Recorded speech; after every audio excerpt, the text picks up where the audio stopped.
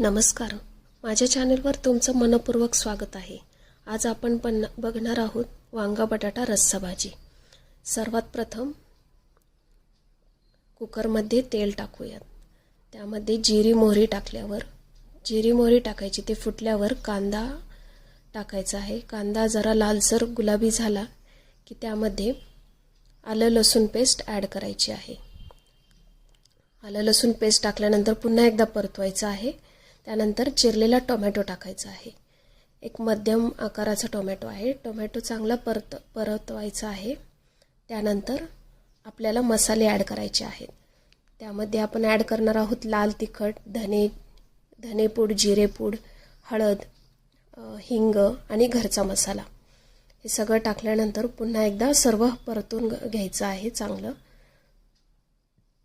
त्यामध्ये तेल सुटल्यानंतर त्यामध्ये आपल्याला ॲड करायचं आहे वांगे बटाटे, जे आपण चिरून धुवून घेतलेले आहेत।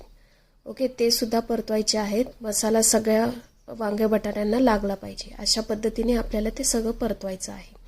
त्यानंतर कसुरी मेथी ॲड करायची आहे आणि कोथिंबीर। या दोन्ही गोष्टी टाकल्यानंतर पुन्हा एकदा चांगलं व्यवस्थित परतवायचं आहे। ओके, त्यानंतर आपल्याला मीठ ॲड करायचं आहे। मीठ आपल्या चवीनुसार ॲड करायचे आहे। चवीनुसार मीठ ॲड केल्यानंतर पुन्हा एकदा आपल्याला चांगलं व्यवस्थित परतवायचं आहे, जेणेकरून मीठ सगळ्या वांगे बटाट्यांना लागलं पाहिजे। व्यवस्थित भाजीकडे मीठ परतलं पाहिजे। त्यानंतर आपण शेंगदाण्याचं कूट ॲड करणार आहोत। त्यामुळे वांगे बटाटे भाजीला एक वेगळीच चव येते।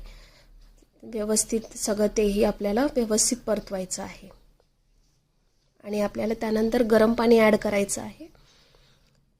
नेहमी रस्सा भाजी करताना आपण गरम पाण्याचाच वापर करायला हवा, त्यामुळे भाजीला चांगली चव येते।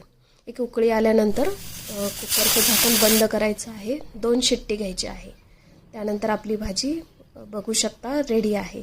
कलरही सुंदर आला आहे। चपाती भाजी